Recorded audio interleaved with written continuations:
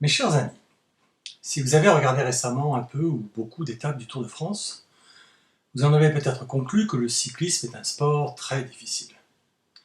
Peut-être même que vous en avez conclu que c'est pas très catholique tout ça. Le dopage, tout ça, enfin bref, c'est pas très net, pensez-vous. Eh bien, je vais vous prouver que non. Le vélo, c'est facile, il n'est point besoin de se doper. Ce qu'il nous faut, c'est une bonne préparation des matériels, une bonne préparation du pédaliste, enfin le cycliste si vous préférez, du ravitaillement adéquat, une hygiène de vie, une bonne diététique, et pour finir, des techniques de récupération. Donc, si vous êtes prêts à me suivre, allons-y. Alors, tout d'abord, assurons-nous que la mécanique fonctionne bien.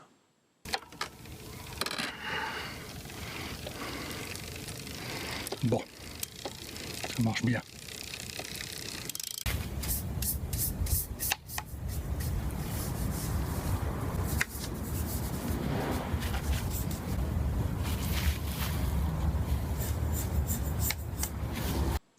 Bien évidemment, chaque mécano a ses trucs perso.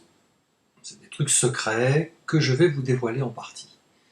Alors, la technique numéro 1, la plus répandue, c'est la technique dite de l'adoration. Il s'agit en fait d'une prière à Saint Bernard.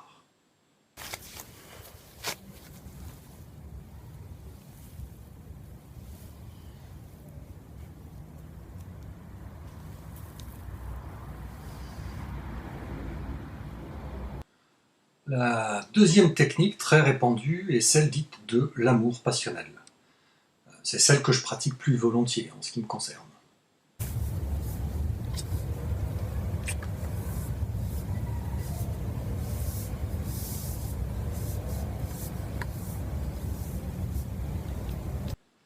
Il existe bien entendu de nombreuses autres variantes. Donc nous quittons maintenant la mécanique pour nous intéresser à la technologie. En effet, de même que nous ne pouvons plus aller pisser sans notre iPhone, le cycliste moderne ne peut plus rouler sans son iPhone. Car cet iPhone, ce smartphone, enfin le reste c'est pas trop la peine d'en parler, mais cet iPhone donc va nous servir d'ordinateur de bord. Et il va nous permettre de nous la péter grave en vidéo.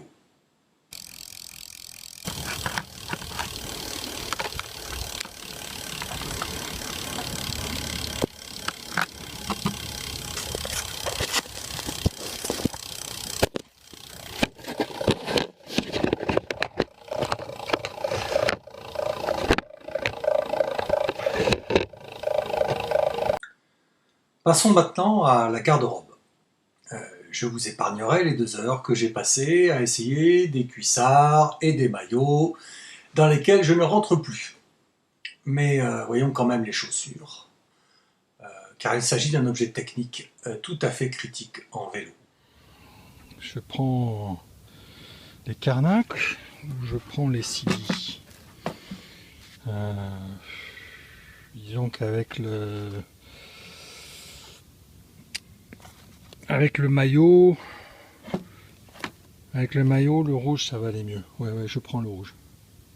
Maintenant que nous en avons fini avec l'équipement du cycliste, passons au ravitaillement. Et là, c'est vraiment toute une science.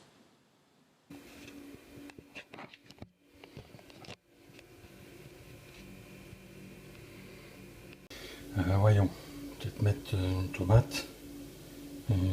Ouais, non. Mettre une tomate.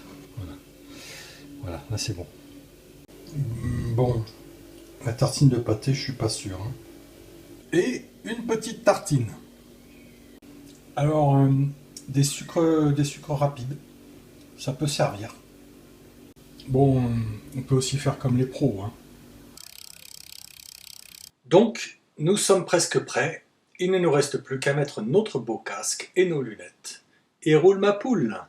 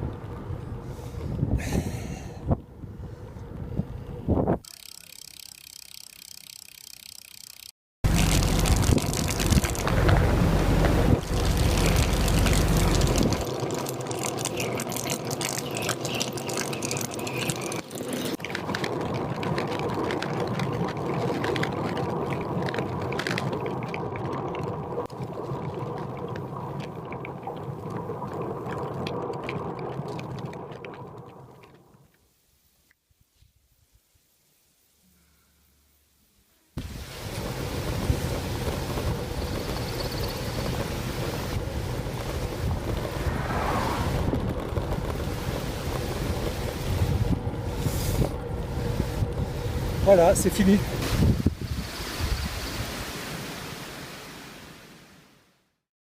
Nous en avons donc terminé avec cette petite sortie de 50 km à 27 km/h de moyenne.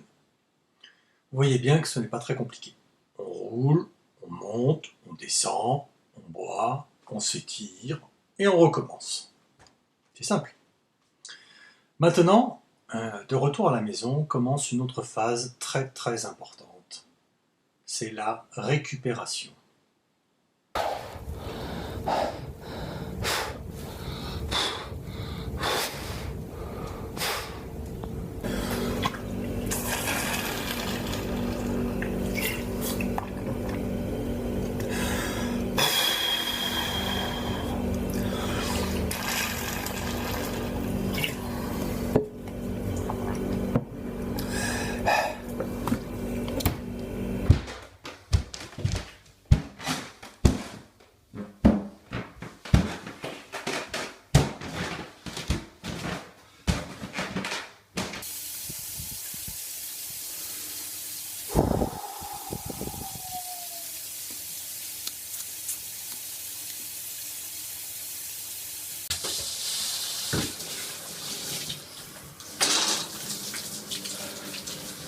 La la la la, la la la la, ouh, que c'est bon. Ah.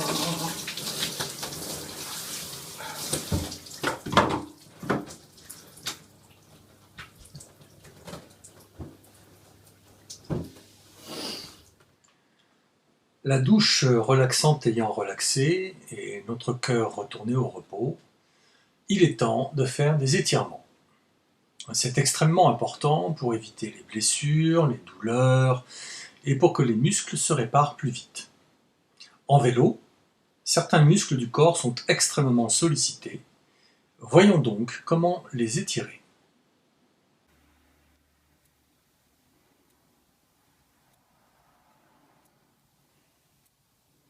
Donc, grâce aux technologies modernes, aux iPhones donc par conséquent, on peut connecter toutes sortes de choses.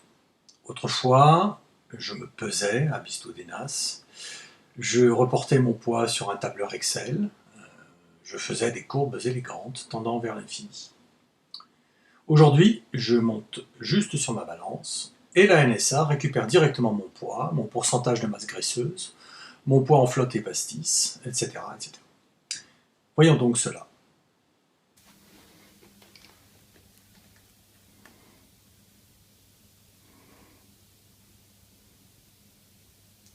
Oh putain, j'ai perdu 5,7 kilos. Oh putain non, c'est 57 grammes. Maintenant que nous avons perdu une quantité significative d'eau et de graisse, à peu près dans les 57 grammes selon mon application, il est très important de manger un peu et de boire. Tout cela, évidemment, afin d'éviter les carences alimentaires dues à l'intense activité sportive pratiquée, car le vélo est très très gourmand.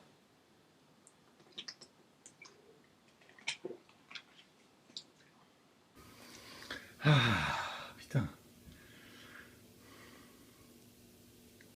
C'est peut-être un peu trop là. Et c'est toujours pas ça, hein.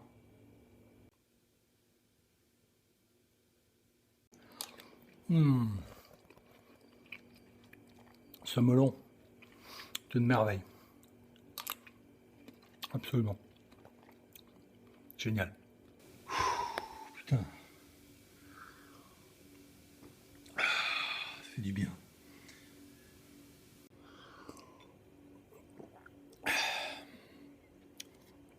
Petit pastis. Avec ça devrait.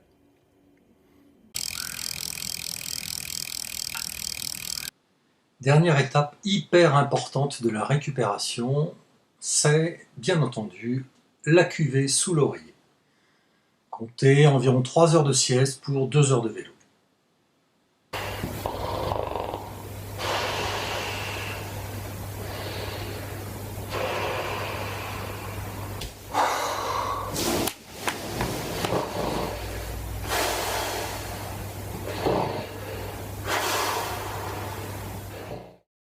Voilà, une fois bien reposés, il nous reste à partager nos exploits avec nos amis, car c'est bon pour le moral et ça motive pour recommencer. Ouais, ouais, ouais, ouais. Ouais, mais bon, tu sais, j'étais pas vraiment au taquet, j'ai pas super bien dormi. Puis je sentais un peu, enfin, le cassoulet d'hier soir, il était un peu raide, quoi.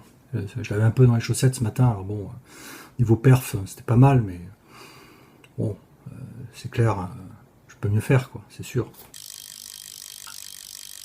Voilà, je pense que ce petit tutoriel aura contribué à démystifier un peu la pratique du cyclisme. Il suffit de suivre pas à pas cette vidéo, comme ça se pratique beaucoup chez les jeunes d'aujourd'hui, et vous goûterez au bonheur de la petite reine, en tout bien, tout honneur. Merci de votre attention.